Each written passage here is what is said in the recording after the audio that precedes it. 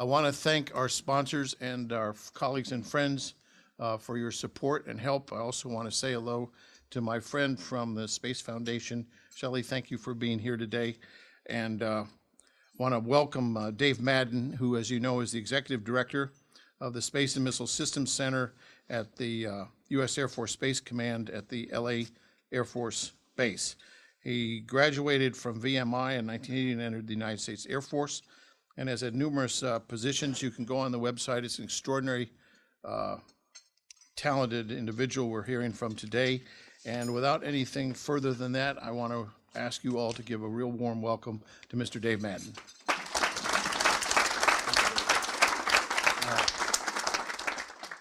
I've been called a lot of things. Talented hasn't been on the list. What you're going to get today, if you're looking for an eloquent speech, you're not going to get that. The guys that know me, basically what I'm going to do is kind of take a bunch of things that are my brain and I stuffed it on a piece of paper to kind of give you a flavor for kind of where I see things going, you know, from 3,000 miles away. And what we're trying to do to keep the space portfolio moving forward. The other thing I always notice, if you look around, there's probably at least 10 air staff people in here just to write down what the hell I say, because they're just watching me. So what I'm going to go first, I'm going to start off with, you know, the overall one of the things I struggle with out there. If you step back, I say military acquisition for space right now is doing exceptionally well. I know we still seem to get flack no matter what we do. I says, but if you look at what's been going on over the last 5 to 10 years, things actually have been going exceptionally well out there with most of our programs. The space budget since FY12 has dropped about 25%.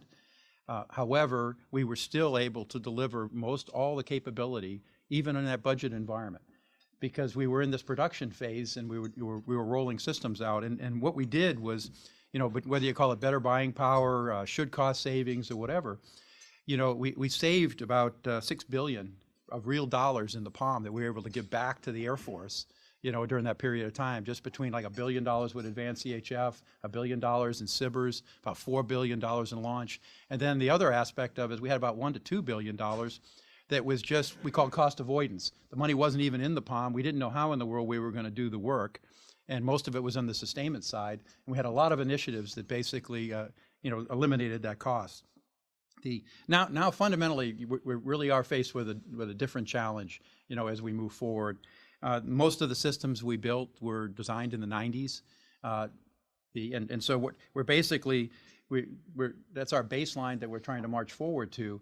But the problem is we're dealing with parts obsolescence issues with our systems. And so if we try to just keep building the same things, most of the analysis we've seen, it's going to cost us more to build the same things with the same capability that will be to modernize the system. You know, and so we're going to a stage where we had a kind of predictable development environment, production environment. Now we're going back into a development environment.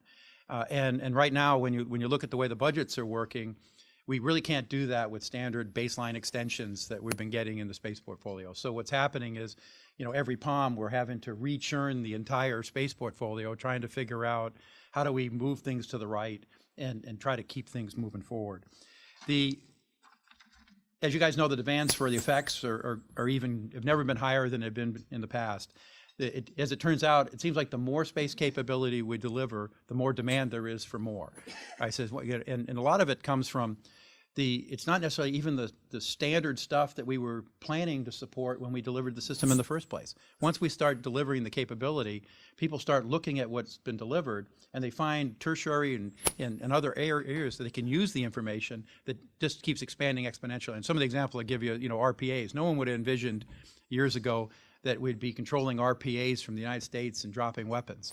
You know, the COM that's required to do that, and the GPS that's required to do that, and the ISR that's required to do that is leveraging all the space systems up there, you know, right now.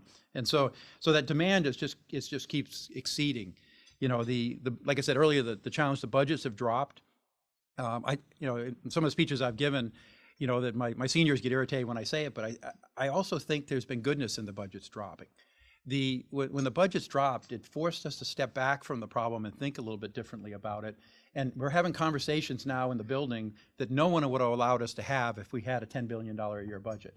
We would basically just be saying, just build the same thing. We would, these programs, we would have dealt with the parts obsolescence issues, and we would just kept cranking out the same thing. But when the budgets dropped, it created that forum to where we could go in and start talking about, hey, we might be able to do this a little differently, or if we, where's that marginal, where's the line in the curve that says, for this amount of money, I can get you 90% of it.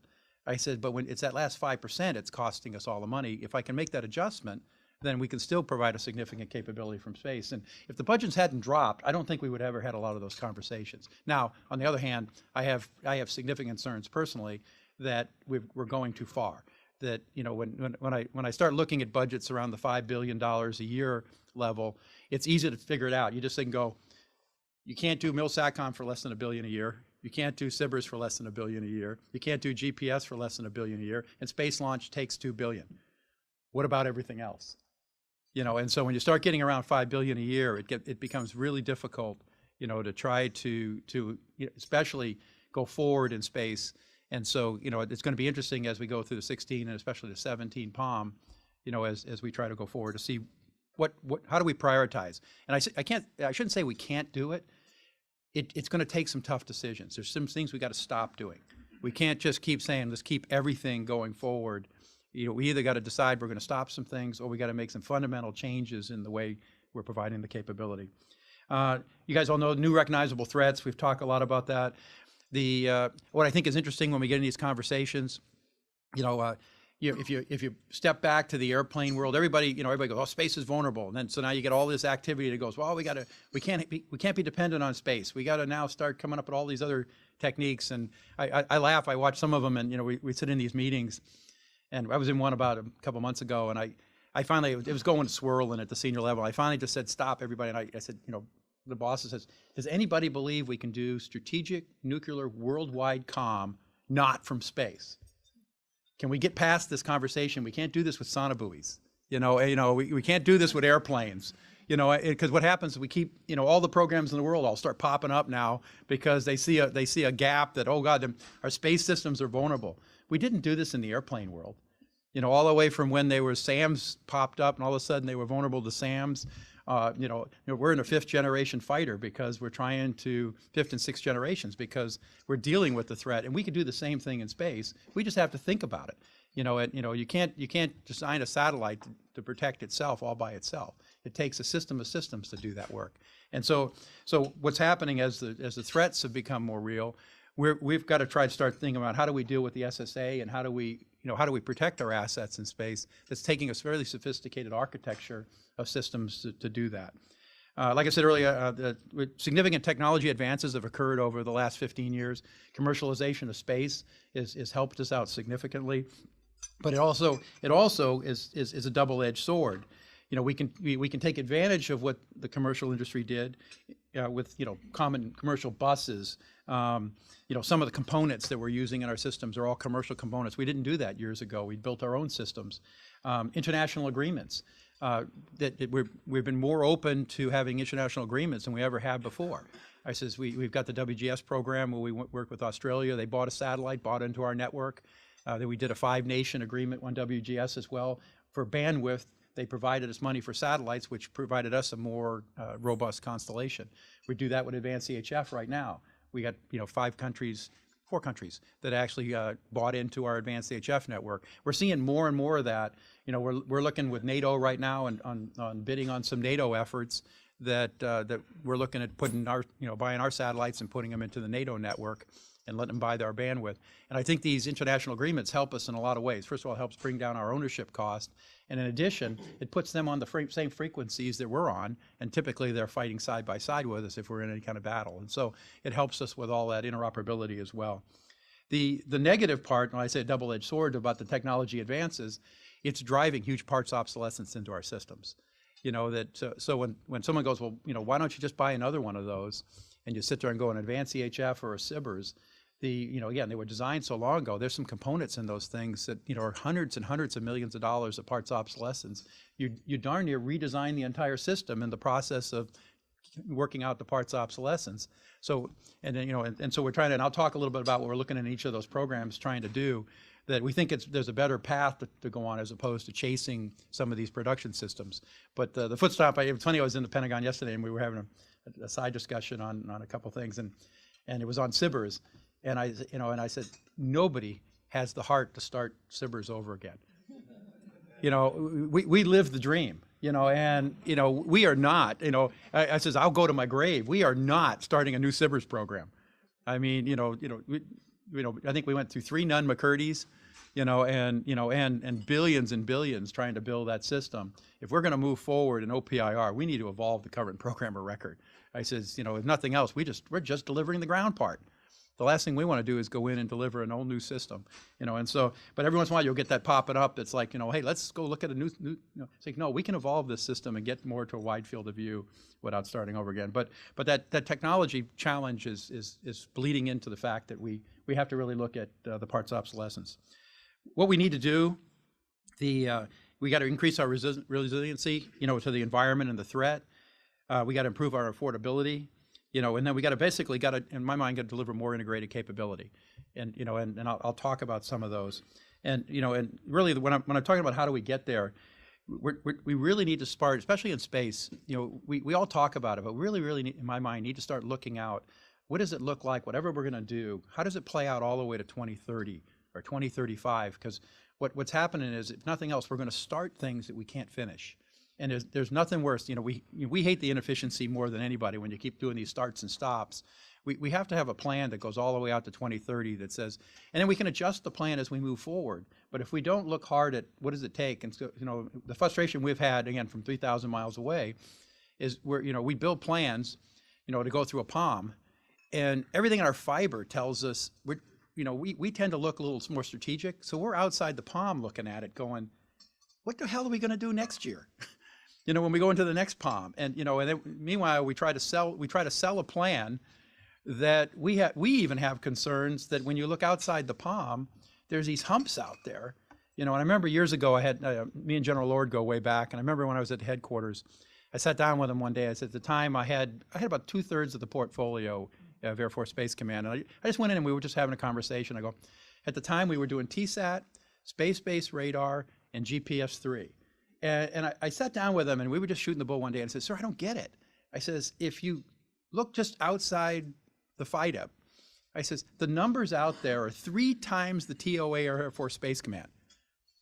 What are we doing? We can start all these programs, but we can't finish any of them. They're just going to drag out. And when he said with me with straight faces, Dave, we know, but we got to get them started.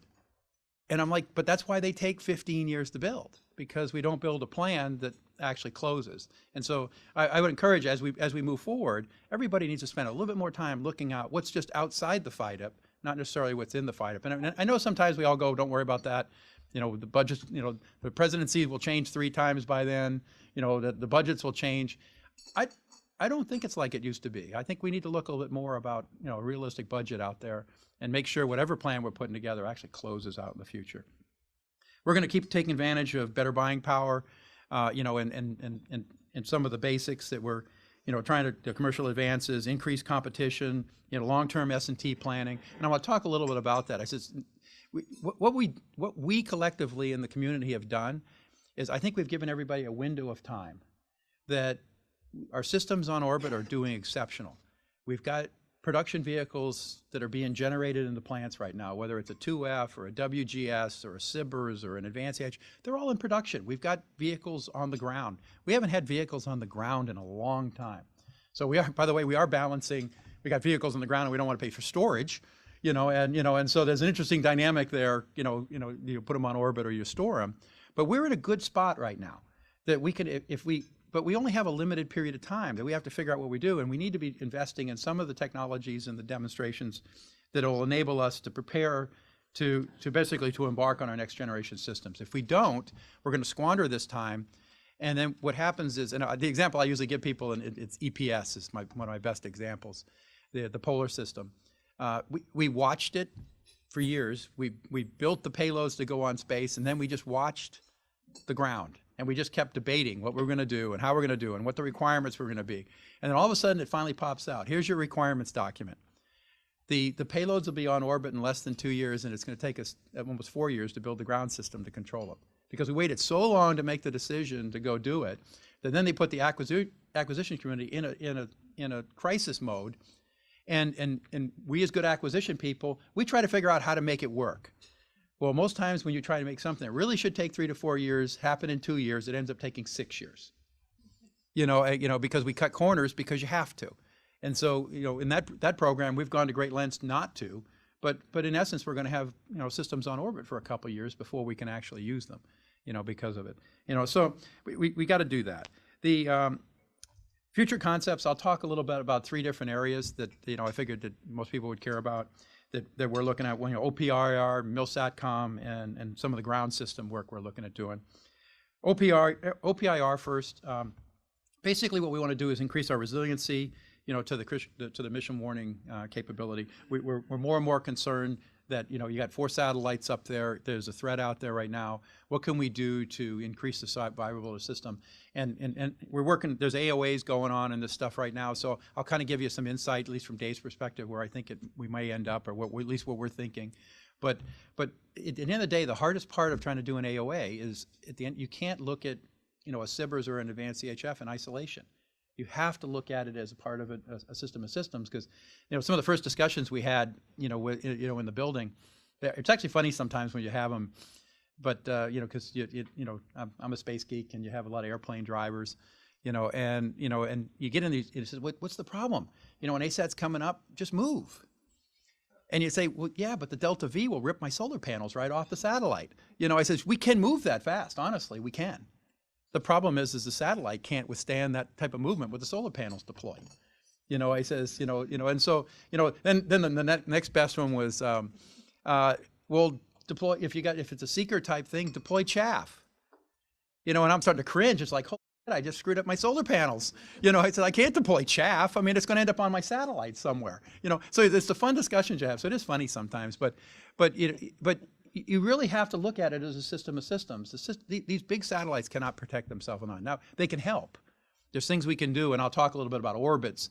There's helper satellites. There's all kinds of things we can do in the SSA business, to help these satellites. But we've got to get that sorted out as a system of systems. Like I was telling earlier, the systems we have right now, they're eye-watering capability by far. However, they're also eye-wateringly expensive. I think you look at the payload on an advanced CHF or the payload on a SBIRS satellite, and you start talking about $500 million kind of numbers. They're big, they're expensive, to build these payloads, and they're very capable, so we've got to figure out how do we do this and not end up with a $500 million payload, because otherwise, with the budget environment we're in, you're gonna lose the numbers game. You're only gonna be able to build one. And what I wish, kind of a theme I would thread through this is, if I was king for a day, we could change the architecture significantly, but we can't get past the fact that we can't fail. And I think we're caught up in our own success from my perspective. Is if someone said every once in a while one of your satellites on orbit could fail, we could build them differently. We could build them with less redundancy in them. We could build them cheaper. We could build them smaller, and then instead, so what you'd basically do is you'd play the equation where I could have 7 satellites and I only need 5 to actually make it all the way through its mission. But because we can't have a single failure, we have to build the satellites so they have a redundancy in them that ends up making them very expensive satellites. And same thing with trying to parse them out, by doing payloads. Yeah, I know cost of launch is in the equation, but I think we've come a long way in the cost of launch. I think some of the things we're doing on the competitions for launch is going to significantly bring down the cost of access to space.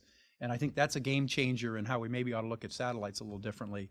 That if we can build them simpler and not have all the redundancy in them and not have the 100% assurance in them, that we can allow for a failure every once in a while, then I think we can significantly bring down the cost. But right now we are zero tolerance, for any failure, and you pay for that mission assurance. And so is there a different equation? I think we ought to spend some more time looking at that. The example I give is, how many people in here are familiar with the SENSE satellite? How many people know it don't work? It was a demonstration experiment, and we were trying something. We didn't plan on it not working. We didn't plan on not using it after it got up there, but it was an experiment, and we put it up.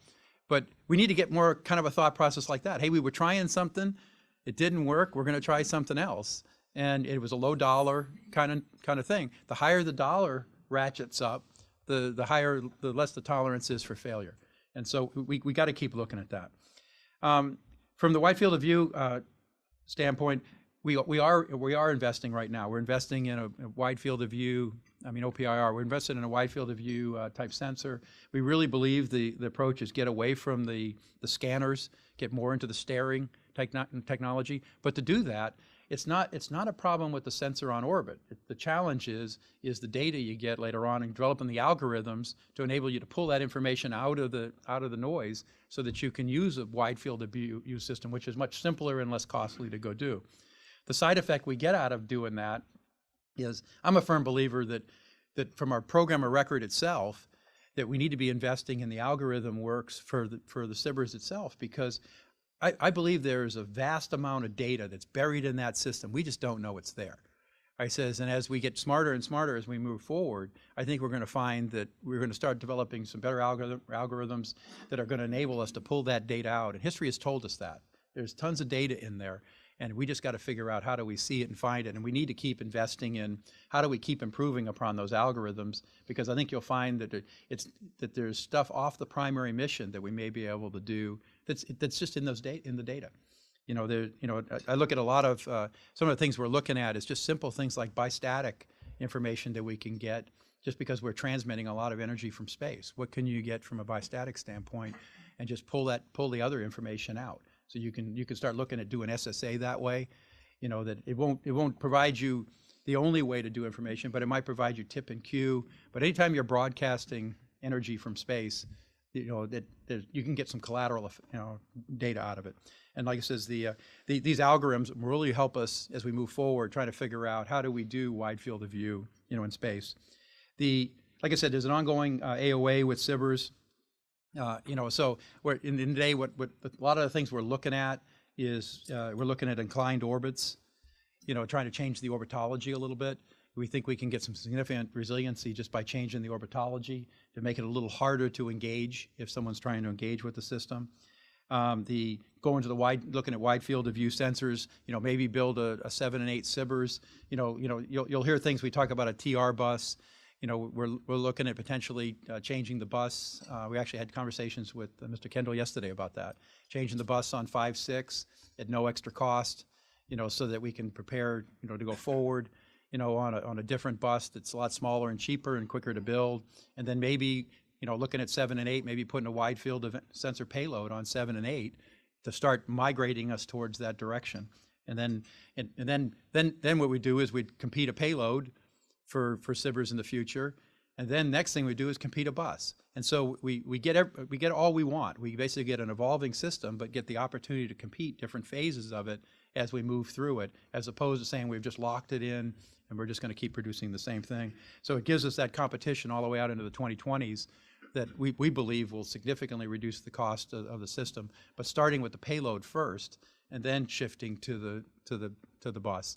Because right now most people don't understand SBIRS is that there's a very symbiotic relationship between the payload and the bus. And right now, we don't own the data rights between that relationship. So even if we said all of a sudden we wanted to go out there and do this, it'd be very difficult for us to do it. And that's kind of my cause. We don't want to start SBIRS over again. That it's not a simple bus. That bus has got to be able to operate autonomously in theater nuclear war and survive all the radiation that's in the environment. So it's not a simple, let's just go buy a commercial bus and stick this payload on it. So that's kind of what I'm looking. So you get a little bit of everything. We get a lower risk program, and we get an evolution approach to moving forward that brings down the overall cost, and we can introduce competition at the right point in the program. And that's kind of what we're thinking, where we're going with SBIRS. And right now, my instincts tell me the AOA won't be too far off that, when they get done, because it's going to come down to dollars at the end of the day. And like I said, none of us have a heart to build a new ground system. If you start changing SBIRS payload significantly, and we're just delivering it. So why would we want to start over again? MilSatCom, a lot of what we're doing in MilSatCom is really trying to get more what I would call a full spectrum capability. From a protected user standpoint, we basically have a soda straw. So you got wideband comm that's has a little protection to it. And then you have commercial comm, which has none from an AJ capability. And then we've got advanced CHF. It's exquisite soda straw. You get very low data rate. It's really designed for strategic nuclear comm, so we can control nuclear forces. It's not really designed to ship large amounts of data, across it. Also, there's only like 700 terminals that can operate, on that system. It's got a limitation on how many terminals can operate, and then, like I says, the wideband users don't have the resiliency capability, and we've got 20-some thousand terminals out there so each one of them has a different problem. The protected is how do we get more protected in the data? In the wideband, we've got a huge infrastructure out there, and we can't just roll in and say we're going to go build something new, because that's why we have so many commercial wideband antennas out there now, is because we couldn't keep up. So we got a large infrastructure. So whatever we do in the wideband area, we got to take advantage of the infrastructure we have. We don't have the money to recapitalize all those terminals. I really believe, like I said, we need to provide a spectrum of capability, both in terms of bandwidth and protection. And we're, near term, what we're doing is we're investing, for example, in advanced CHF. Last time I looked, right now, there's not theater nuclear war going on outside. So why do we have the system constrained to that data rate? It's designed to make sure the comm gets through. And so what we're doing is a thing called adaptive coding that, I call it the idiot box. It's like the Acme weather forecast. You look outside, nice day, open up the bandwidth. And we're working heavily with the Navy with that to basically put a box on there that it just tests the bit error rate, and you just keep opening the pipe up until the bit error rate starts to drop off, and you can significantly improve the bandwidth of the system we already have. So before, first step is look at what we got and how can we make it better. It's a relatively low cost activity that can significantly improve a highly protected system and give you more data through it. For WGS, we got some investment going on in providing more AJ for WGS. Basically, what we're going to be able to do is beam shape.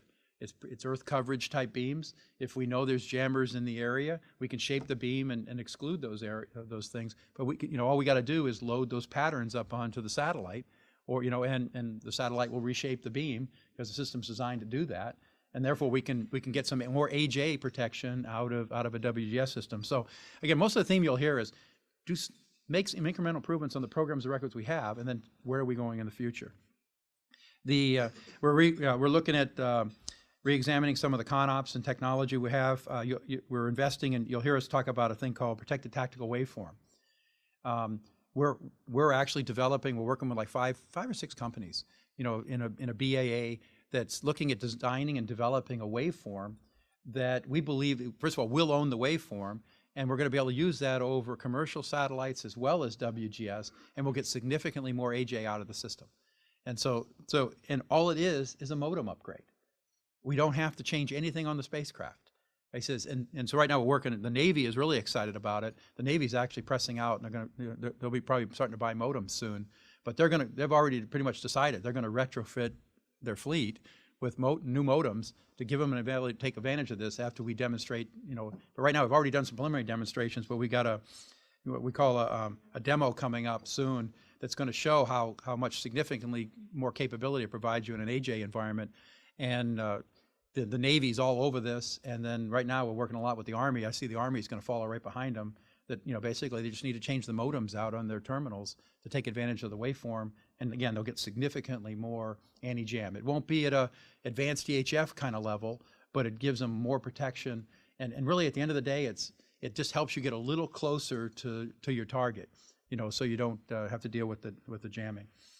The ongoing AOA that's going on there really is the same kind of thing: increased resiliency, more satellites, different orbits. We're examining all those things.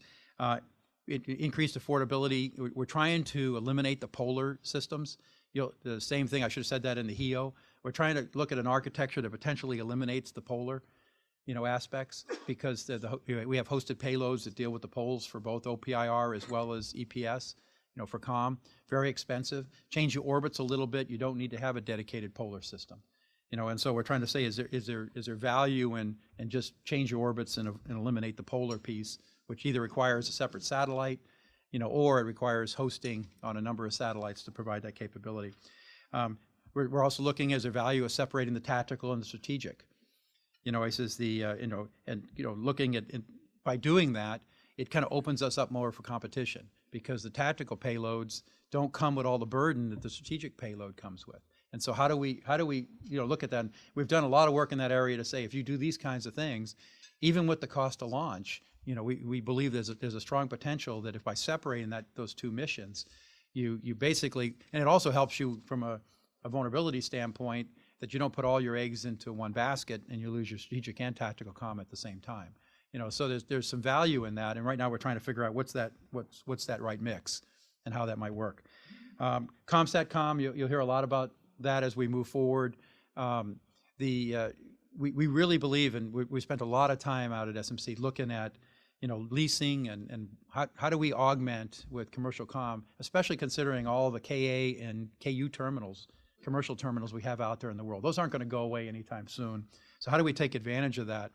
And so we have this program called Pathfinders that we've kind of laid out. And and the reason we did the Pathfinders, it's never been an issue, can we do it? We can do it. The problem was we were trying to navigate a whole series of laws and policies and frequency standards and who can use what and who can own what and slots in space. Most people don't understand if you want to produce a KA satellite, whether it's military KA or commercial KA, you can't just pick a spot in space and go, that's where I want to put it. You got to go through a lot of the frequency allocation boards. You got to buy the slot. So there's a whole complexity there. There may be a spot somewhere that we really want, but someone else owns it, and we got to deal with that. But so we've got a strategy of Pathfinders. The first one we actually executed already. We were trying to show that where we traditionally lease lines, that there's a better way to do it other than lease it. And what we did is AFRICOM had a standing requirement, and it drew a lot of national attention because they satisfied that requirement on a ChinaSat. And everybody's like, what did we just do? We basically just put our AFRICOM comm over ChinaSat. And so it kind of opened the door for us to kind of sneak in and say, hey, we got another idea. We've got satellites up there. We call them wobble sats. Basically what they are, they're highly inclined satellites. The commercial guys really can't use them because typically commercial guys don't have tracking antennas. Almost all our systems are tracking antennas, because we move all the time. And so we basically went out to the commercial industry and said, hey, we see you got a couple satellites that are in that area. They're probably not a lot of use to you guys. I says, and so we asked for proposals on what would it cost if we bought a couple transponders. We don't want to own the satellite. We just want to buy the transponders on those satellites. And we ended up doing even better than we thought we were going to do. It ended up costing us about $8 million. For 5 years, we got 2 transponders over AFRICOM on the satellite, and we're not even operating the satellite. The commercial guys are going to operate it for us. And so all we do is same process. AFRICOM sends their requirement into DISA. DISA goes, AFRICOM, passes the requirement on to the satellite provider. They provide the service. And we got that for 5 years for $8 million. It's like 10% of the lease cost, to do something like that. And so we've got a series of these Pathfinders that we're looking at. One is we're looking at buying transponders on normal satellites before they even, right when they're being designed in the factory. We're also looking at potentially buying a whole satellite in somebody's constellation and then get the bandwidth worldwide. And so we call it the reverse WGS. We just want to go to an Intelsat or SES or one of those guys and say, we'll give you the money for a whole satellite.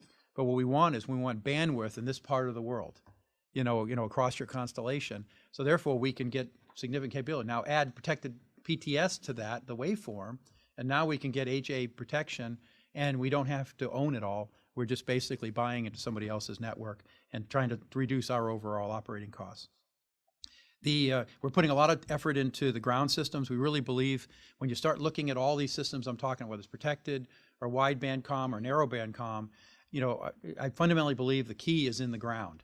If we can figure out how to better network these systems in our teleports and use our ground systems to make this connectivity work, then we can significantly increase our capability. And so a lot of the key is into the hubs. And I think I drive my guys crazy more than anybody when I try to put money into the ground. We're all space geeks and we all want to build satellites. But I think the key to a lot of this is in the ground. How do we manipulate the information? Most people don't realize that crosslinks are cute and they're really fun and they're interesting.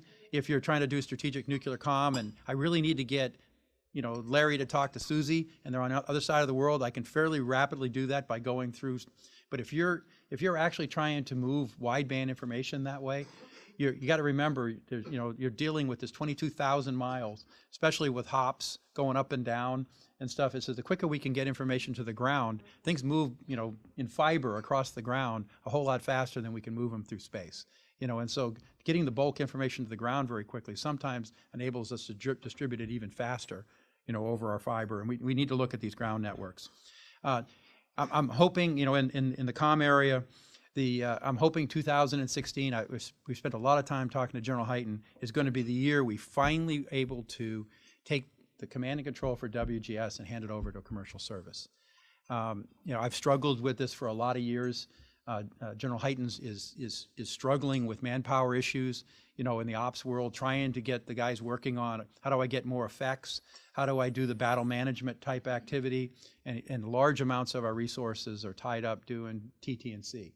And so I'm hoping this year, he's given us the permission to start pressing, but I'm hoping this year we're going to be able to say, let's take the TT&C. And most people don't understand what the WGS system is. First of all, we do all the checkout, we launch it, all the checkout, all the way up to handing over the operators, all done over commercial networks. And as a matter of fact, we actually do all that out of the Boeing facility. I says, so the networks are all there to do all this. WGS, the other effect of WGS is, most people don't realize, the Army controls the payload. So it's not the Air Force that controls it, the Army does, actively controls the payload from their sites around the world. So the Air Force is fundamentally doing the satellite monitoring and the health and safety of the vehicle. That's a traditionally job that, the commercial service providers do. And oh, by the way, we use a squadron to do it. In most cases, these guys are doing, the commercial guys are doing this with 3 or 4 people. And so the model we put together with the boss is for the money we're paying for sustainment, just to sustain the WGS constellation, we can give it to a service provider and fly it and sustain it.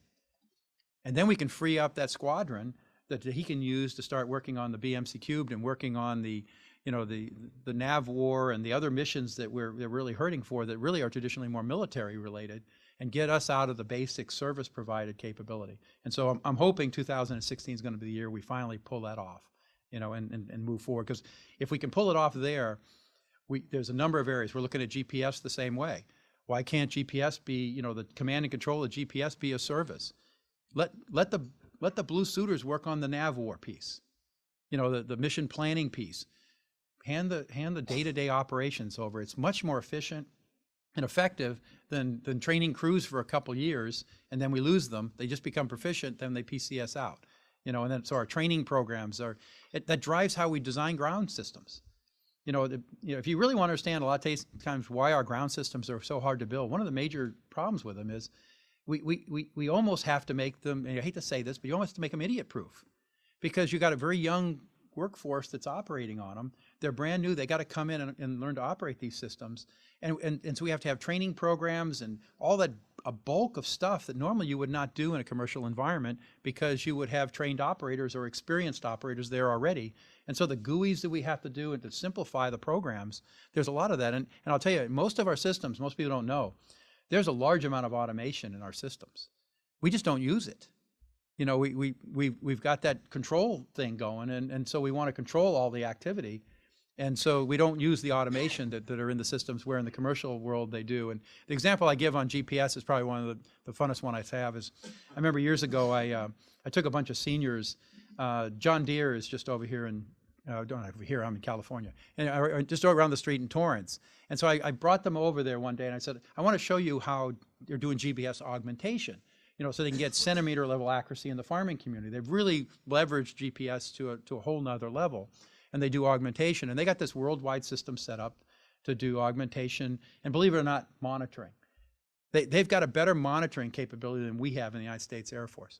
And so I got them all spun up how great it was, what its capability was, and it says, okay, guys, you want to go oversee the control center? Of course, we want to see, because we want to learn from this. And so I get up, and I'm a smart ass. And so I go over to the right, and it says, hey, John, you got the key to the closet?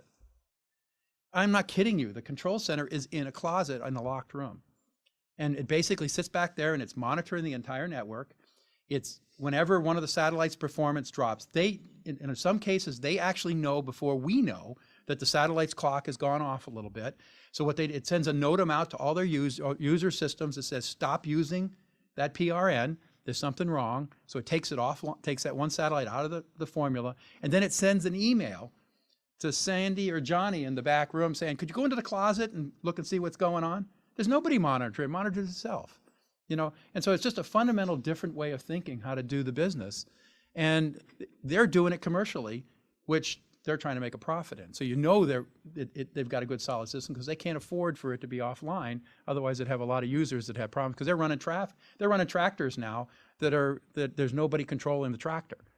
It just runs itself. And there's a driver in there just because the safety thing, they're making somebody sit in the tractor, but he just sits there and the tractor runs itself. So it's got to work all the time. So I think we're going to see more and more. I think, we're poking at AFSCN. Can we make some of that a service to do, because we're going to we've got Siglus and we're going to, I just lost it, USB, which is consistent with commercial satellites. So can we offload some of that business onto the commercial networks that, and everybody goes, well, we might need high power because we lose a satellite one. Well, we can levy that requirement on the commercial guy as well to say we need to have a certain high power capability just in case. So we're looking at a lot of those things. What can we traditionally, take advantage of that infrastructure because it provides us resiliency, also helps reduce cost, and we believe it will provide the same level of service we have today. So I think you're going to see a lot more of that where we're looking at different services, and what can we farm out.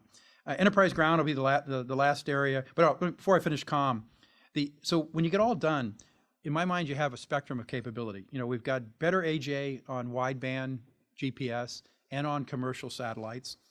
We're looking at a protected tactical satellite that if you need more AJ, you don't need a scintillated type nuclear capability to be able to talk through that, but you need a higher jammed capability because you're going in a denied area. We think there's a need for, a protected tactical satellite system. It may be one satellite just over a certain region of the world. It might be 2 satellites. We don't see it as a 6 satellite constellation. We see it as a regional type capability. You put it where you need it. And then you end up with a strategic only system that basically has that assured comm guaranteed no matter what. And it could be arranged all the way from a satellite to a hosted payload. Based on how you do it. So you get that spectrum of capability and then you have leasing to augment it. And so when we can't do that, we don't want to own everything, or we don't want to have, the commercial satellite transponders. We just lease for our surge capability. So you get a spectrum of capability. And we think by looking at it that way, you can provide a lot more capability to the warfighter, and we can significantly reduce the price. Enterprise ground, you'll start hearing us talk a little bit about that. I think General Hyten's talked a few times about it. Right now, fundamentally, ground is eating our lunch. 2 different ways. One is sustainment. I won't say the systems because everybody, whoever owns them is going to get, there's 3 systems out there right now that, I'll say 2. There's 2 systems out right now that cost us about $140 million a year to sustain them, each. Right now we're looking at consolidating the contracts. We think we can do both of them for that price, just by consolidating the contracts because we stovepiped our sustainment efforts. And I always joke when from the government side, for you guys contractors I know how you think a lot of times, but the worst thing you can ever do is mirror us in an organizational structure. It's not a good idea, trust me. And so what's happened in the sustainment business is you guys all want to have the counterparts all aligned right, and everybody wants to have control. And so what the contractors have done over the years is you've stovepiped your sustainment as well. And so and by doing that, like I said, in the space business, an electrical power system is an electrical power system. I know it might be different, but a guy in space that does that type of work ought to be able to look at the schematics and figure out what's going on with another satellite, if that's what his expertise is. And so you look at some of our sustainment efforts, we literally have duplicated that in every one of our programs from the same contractor because he had no motivation not to do that. He says, because he's organized himself like we did and, to be responsive, and the fact we always go, well, I got an ace of bow that says this. But the reality is if he came to us and said, I can only work on, I got 2 crises at the same time. Which crisis you want me to work on? We'd prioritize and say, get this one done first, then we'll hold that satellite offline. We got enough capacity. We can do that, in most cases, and so that's the first thing we're doing. But the other thing is if you watch what we're doing, whether it's good or bad, and, I could argue both sides of it, Dave's view of the world, we can't build a ground system. You know, if you go through our history, every one of our ground systems has cost 2 to 3 times what we thought it was going to cost when it started. Is it our fault or not? I don't believe so. I think it's a collection of challenges. One is, you know, we make the requirements too complex. We've got IA to deal with. We got COTS products to deal with. You know, I'll give you an example with OCX.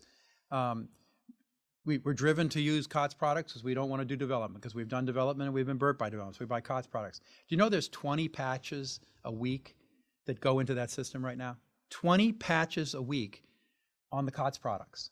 How do you develop something when there's 20 patches a week going into your system? As fast as you're fixing the DRs, they're upgrading their COTS product, and you're getting collateral effects from that. And so in some aspects, you're chasing your tail. When I moved upstairs and started looking at the OCX program, they had 18 development environments. We actually went out and figured it out. And so how do you develop a system with 18 development environments? So about a third of the work they were doing was getting thrown away. I said, because it worked over here, but then it didn't work over there, and they had to fix it again. You know, and so it's a challenge. So we've got to figure out a different way to do this, especially when you're looking in the IA vulnerabilities we're dealing with today. So we're really, like I said, we're looking at more of a 30-year plan on how to do this. You know, we fundamentally believe industry knows how to do this better than we do. There's hundreds of people operating our systems, where in most cases, you know, whether it's GPS or MilSatcom, you know, when you start looking at some of the service providers that they have out there, you know, they're operating, you know, 60, 70, 80 satellites, and they're using 1/10 of the people that we have, you know, on our systems. So you're going to see we're pushing more towards a cloud-based service. You know, how do we create a Schriever cloud, you know, so that we can bring these systems together, you know, to give us more resiliency and a little bit more affordable and help us in the sustainment.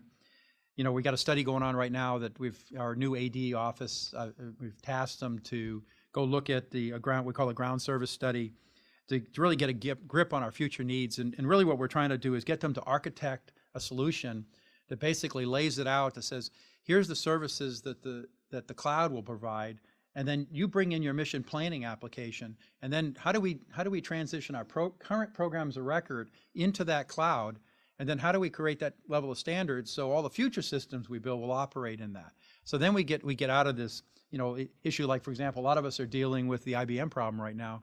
You know, it's 2 IBM problems, you know, once they got sold. One is the trusted foundry, we still haven't got our head around, you know, where are we going to get ASICs from, you know, when, you know, if we can't go to a trusted foundry, which got just sold to the Chinese, you know, and the other thing is our systems operate on the IBM systems.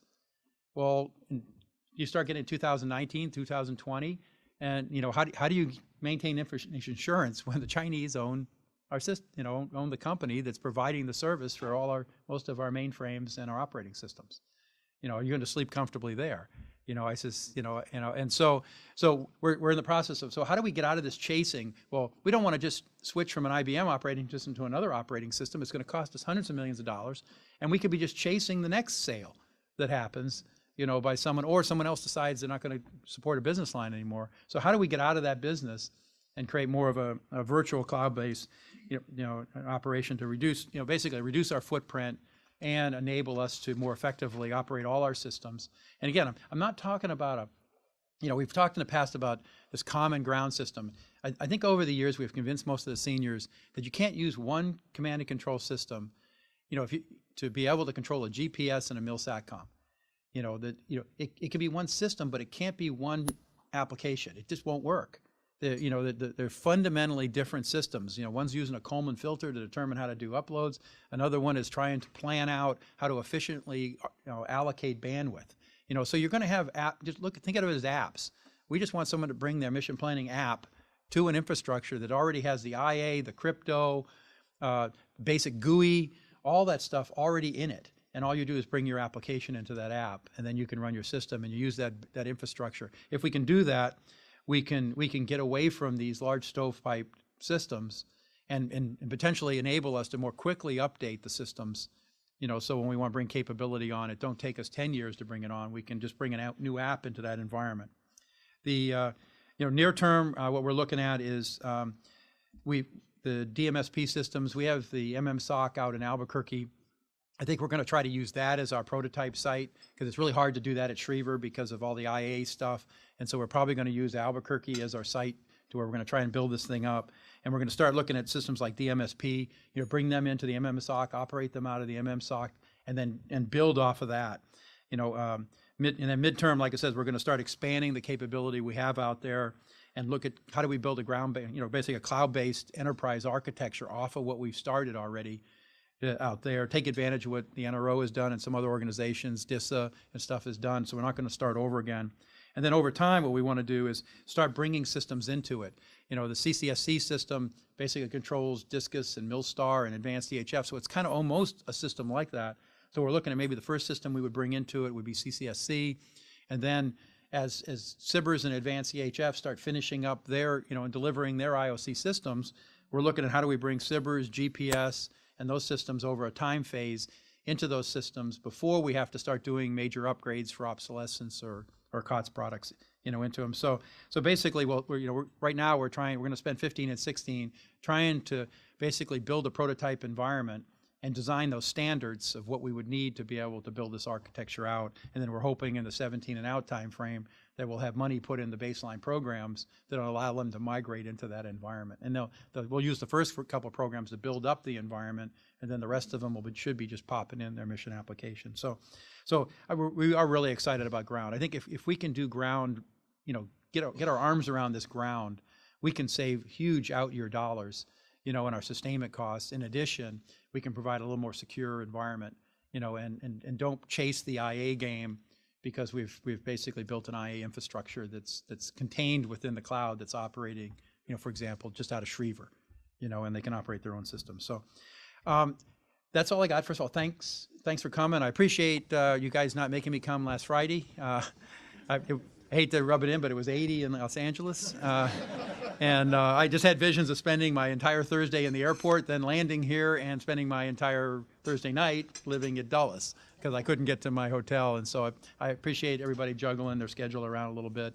Like I said, this was just kind of a glimpse into my brain. It's scary, I know, but some of the things we're thinking about and struggling with. There is no one answer. I think I've tried to be clear with everybody I talk to at the senior levels. There isn't one answer. It's just getting a little frustrating because we just need to pick an answer and start moving forward because we're in a little bit of a swirl, and like I said, I think we have that window of time that I think if we invest in the near term in some opportunities to look into what's the best way to go, we can do that in the near term, do some demos, some experiments that are low risk, and that'll align us to be ready to go into the future. And then in the future, we've just got to start looking at a little more long term because we don't want to start systems that we can't finish, or they take 15 years. We got a bad rap for systems taking 10 or 15 years. In a lot of cases, it's just because some cases because the technology reach was too far because we didn't burn down the technology risk, and others because we couldn't control the budget or the resources that supported it, so that you just kept moving it to the right. We've got to try to get our arms around that. So with that, I'm more than happy to take some questions. Thank you, David.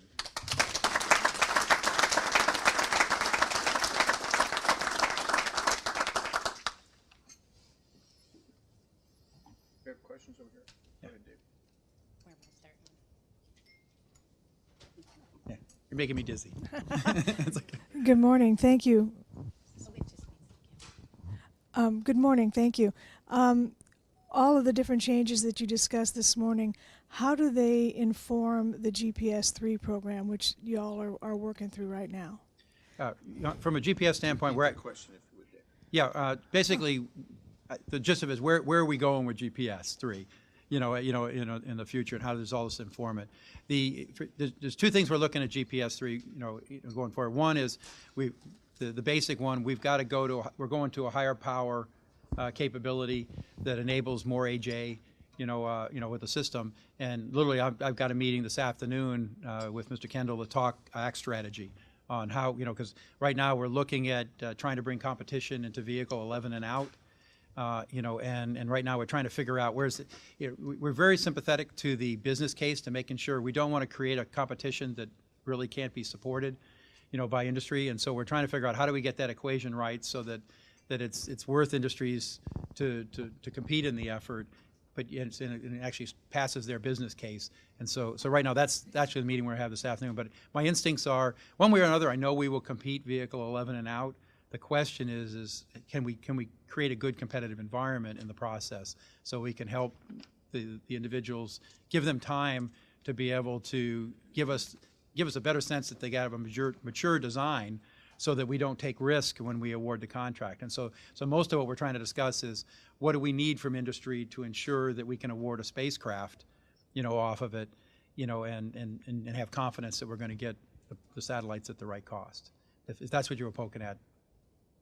Yeah, yeah, yeah. It's like but honestly, there's some other things we're doing in GPS with NavWar and and stuff like that on the side that we're investing on navigation warfare to ensure that there's unique applications they're going to get through, and for some of the specialty users they can use, but a lot of that stuff is on the classified side. Combination of both. It's in the receivers and it's as well as in the spacecraft. Yes, sir. Great presentation. Where are you going with a similar kind of vision on things to do new with space weather meteorology? It's fun. We actually were trying to kickstart weather the other day. What we're hoping to do with weather is, my instincts are we'll probably have to do a gap filler, because we've got to. If you're familiar with I know it's a loaded question. You know what I'm talking about. We basically got to get something out there very quickly to fill a gap. My instincts are we're going to look at a commercial bus. We're hoping. I know the industry won't be happy, but we're actually looking strongly at the Naval Research Lab payload that's already on orbit. Can we produce another one of them? It meets all the requirements for the near term. And then right now, we're trying to put some thoughts on what we call weather system follow-on. At the end of the day, we have a broader set of requirements. We kind of got through the JROC with, well, don't worry, there's international products, we'll just buy them all. Now everybody's going, well, show me the product. And so my bet is we'll have a broader weather system follow-on program that my instincts are it probably won't start till, the 18, 19 kind of time frame. Because right now, with the budgets being tight, we're really heavily focused on how do we build this gap filler. The Navy's got real, ocean vector winds and stuff like that really is critical to Navy movements, that we're worried about that gap. And so I think we're going to very rapidly step off and try to deliver that capability, kind of like in 3 years kind of dates, that we can deliver that, and then start looking at how do we deal with the broader weather challenges. Great. Okay. Hi, good morning, sir. Thank you for a great presentation. My name is Jordan So today. I'm a master's student at GW and an intern at OST Space Policy. And you touched a little bit on... I love Doug Lavero, but man, he...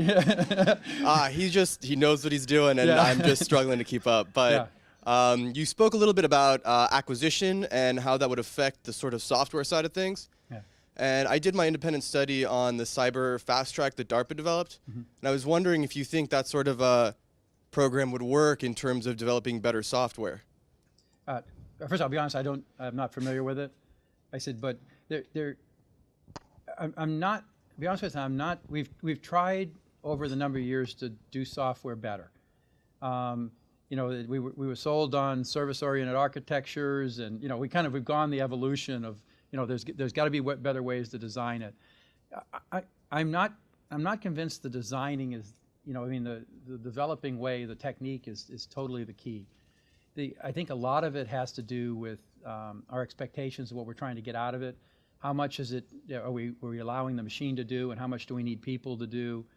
And so it's that fundamental, I always say that I think the fail in software development is we fail to do the engineering work up front to design the system right in the first place, or design the architecture right. And so then we start coding. And so most of what we seem to focus on is the coding techniques and aspects of how to do it better, more efficient, and more effective, and how to monitor it better and evaluate it better. Whatever, if we're going to put any time into techniques for Dave's view of the world, it's in how do we do the upfront design better and get the architecture right from the start, and the interfaces defined right, and then it becomes a coding problem. And generally we can solve those problems. It's, almost everyone I've ever been involved in it's been an engineering problem that we didn't architect it right in the first place, or they didn't design it right in the first place, and the coders just did what we told them. and then they found out later on it didn't work. So good on you if you're working on something to try to make this better, but we do not do large software development very well at all. It's too complex. And then on top of that, we can't even upgrade. I'm trying to work on a paper myself right now on the challenges of using COTS products and trying to do incremental software improvement. On the surface, it sounds like what you'd want to go do, but I'll tell you right now, and some of our programs, to include our JMS system, we're doing development that takes about 4 months, and then we're spending a year trying to get through the IACE cert and the test. How do you possibly quickly provide capability to somebody if the development is only taking us a fraction of the time to get the system than it does to get the system to where they can operate it? And so, but yeah, if you're doing something to help, but I'm just telling you, I've watched this over 25 years and we still haven't got any better at just using different terms. Design the thing, put all the effort into the front end, and keep the engineers on the program, through a large part of the program. Everybody peels them off too early, and then you start running into problems. But then, and you should have kept them on the program a lot longer and let them spend more time designing it. Dave, I want to thank you on behalf Okay. of. But he's got one more. We'll do one quick one one. more? Yeah. Okay. Then, All right, we'll do one more. Oh, Colin Clark's here, so we got to get a question from Colin. Morning, Colin Clark, Breaking Defense. Don Kerr committed the NRO to groundwork, back when he was DNRO. Yeah. That seems to have worked to some degree, as best people on the outside can tell.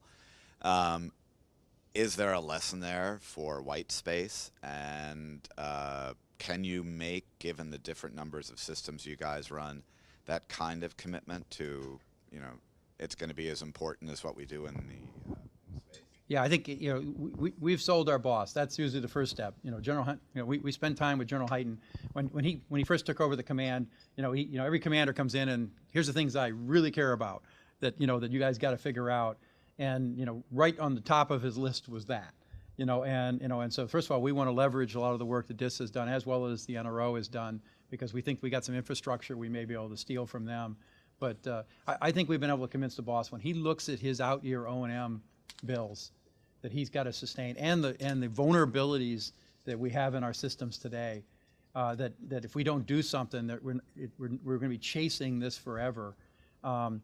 We're going to put major money. And I'll tell you, just to give you, as we're trying to build a 17 POM, we are putting significant dollars, into the future, and it's way high on the boss's list. And so I think we've convinced him it really is more important than the spacecraft. Because between that and JMS, JMS is more important than the spacecrafts. If we can't find a way to build out our JMS system, to provide a way to automate BMCQ, tip and queue sensors and enable them to make decisions based on rapidly occurring events, then all these systems we have are for naught. And so you're going to see a lot of effort from the command into JMS and into a ground architecture because we believe that those are some of our two biggest payoff areas. Okay? Thank you, David. Thanks Thank you very much.